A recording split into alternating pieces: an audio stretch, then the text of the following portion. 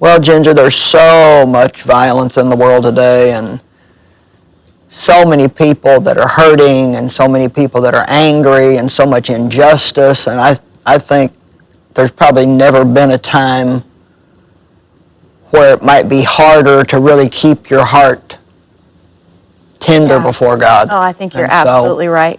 I know we have some questions about that. Well, there are so many things coming at us all the time.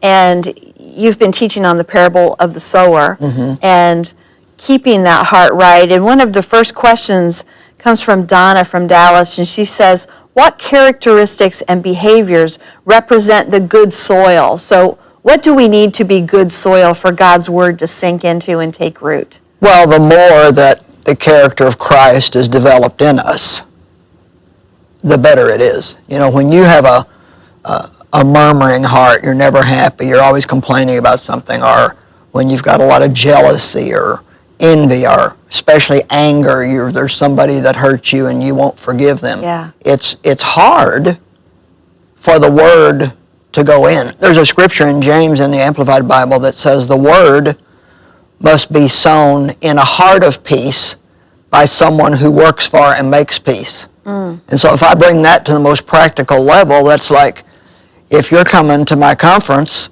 you need to get there in peace, and I need to get there in peace, because if I don't have peace in my heart when I'm sharing God's word, it's not going to have his anointing on it. And if you don't have peace in your heart, you're not going to be able to receive it. And I think we all know that even though Jesus left us his peace, that we must decide to stay peaceful. And there's just so many things today that really the devil uses constantly to try to steal our peace. And I think that's the big question for everyone who is saying, I want peace, but there's so much going on in the world, all those things that you were just talking about. How do I have a peaceful heart when the world around me isn't peaceful? Well, you know, in the Amplified Bible of John 14:27, Jesus said, my peace I leave with you. Not as the world gives do I give unto you, but my own special peace I give and bequeath unto you. So stop allowing yourselves to be upset and disturbed, fearful, and intimidated. So we actually really do have peace because the Prince of Peace lives on the inside of us as believers in Christ. But we do need to learn how to not let ourselves get upset. And I know people are going to say right away, well, I can't help it. But you can develop a habit of staying on top of those things, because you don't just go from happy to angry. I mean, you can feel that emotion rising up in you. And the more you think wrong things, the more angry you're going to become. So it's, to be honest with you, I don't think it does any good, although we do it and we'll continue, to look at somebody that's a pretty new believer and say, now, you know, stop allowing yourselves to be upset. And because what I have found out is the only way that you can do that is, number one, you have to really get to know God, really believe that he's good, and that he does care about your problem, know about your problem, and that if you release it to him, he will take care of it. We don't know exactly when or how, but God is faithful, and he will not leave us without answers. Yeah. And the second thing I've found is we have to come to a point of really recognizing that we really can't solve our own problems. Just to put it bluntly, I'm not smart enough to run my own life and do a good job without God's help. Yeah. So the more you see God work in your life, the more experience you have with him, the easier it becomes. And that leads us right into our next question, coming from Mike in Lake Worth, Florida. How do we maintain keeping our hearts right with God consistently? Are there things that we have to be doing on a regular basis to maintain that right heart? Okay, well, most people probably get a heart checkup once a year when they go to their doctor. I mean, I went to a doctor for years. Every year he did an EKG just to make sure my heart was all right. So why not, in your time with God, your prayer time, your meditation time, why not just take a few minutes and say, Jesus, let's do a heart check. And show me anything that's in my heart that's not pleasing to you. Yeah. And to be honest, if you just think about it, it doesn't take very long. I mean, like, name 3 or 4 things that you know would be wrong heart attitudes. Well, I can just go for myself. I mean, there's anger, there's complaining, annoyance is maybe a little bit of mix of all those things, but I get easily annoyed, and I know that's something that separates me from God and makes my heart Right. not where it should be. Yeah. And so really, if you've been studying the Word for any length of time, you really are a lot more spiritually smart than what you might think. I remember one time having a problem, and I just didn't know what to do, and I was praying, oh God, I don't know what to do. And he spoke back in my heart, just do what you'd tell somebody else to do. So we've always got good advice for somebody else, True, yeah. but we don't always take our own advice. And so Jesus said, if you love me, you will obey me. And I think the more deeply we fall in love with Jesus, the easier it becomes to obey him, because we come to the point where we would rather do anything than offend God. And we need to keep our hearts right so we can hear him. And, in the Beatitudes, Jesus said, blessed are the pure in heart, for they shall see God. And to me, that means if I can keep my heart pure, I'm going to be able to see God's direction and hear what he wants me to do.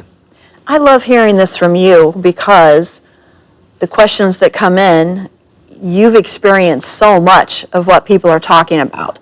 And Faith from Los Angeles says, if we've been emotionally wounded, what are some things we can do to keep ourselves from developing a hard heart? And that almost seems like the natural thing is I've got to protect myself. My heart will get hard. Right. Well, I think first of all, you have to realize that most of the people who hurt you did it out of some hurt in their own life. My father sexually abused me, and most people that watch my program have heard about that nightmare. But he had been hurt in his childhood too. So hurting people hurt people. That was something that really helped me when I was on my journey to forgiving my dad. Was, what did Jesus say? Father, forgive them, for they know not what they do. Now, that doesn't mean they're not responsible. I'm not saying that at all. That doesn't mean that, they don't need to be dealt with and brought to a place of true repentance. But people, God really cares about his children. And when we hurt God's children, he doesn't take it kindly. And so we need to realize that people really don't realize how dangerous it is to mistreat God's people. Stephen said the same thing when he was being stoned. Father, forgive them, for they know not what they do. Now, they knew they were stoning him, but they didn't really realize how serious it was. And I think that's part of what we've lost sight of today, is we don't really realize how serious and how devastating it can be to our own lives to stay angry, to get a hard heart, to be jealous and envious. And so those are all emotions that Satan will work double time to try to get us to have, because he knows it will keep us from enjoying the presence of God and also from really understanding the Word. So whether we've had something that was a terrible wound to the soul, or we just have those daily things that affect you, what is the impact of complaining? Well, actually, people don't realize this, I don't think, and it took me a long time to get it, but complaining actually really opens a door for the devil in our lives. And that's proven out in, I think it's 2 Corinthians, where the example is given of how the Israelites murmured and complained, and poisonous serpents got into the camp and killed 23,000 of them. Yeah, what a horrible thought. God is so good to us, but what happens, I've been thinking a lot lately about perspective. When we focus on what's wrong, then the more you focus on it, pretty soon that's all you see. And you don't have to try to complain. That comes natural. But we do have to sometimes work with the Holy Spirit on remaining thankful. And so that's something I do every day on purpose, is think about the things that I have to be thankful for. Yeah. And so it's so important that we don't murmur and complain, simply because it's just an affront to God. He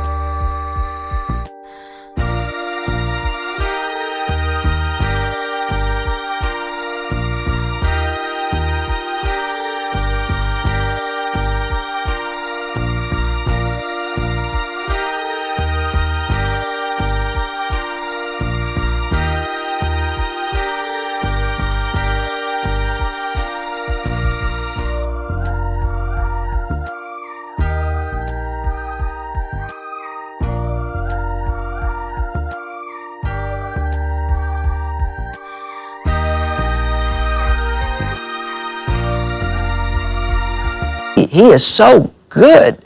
And the more we talk about God,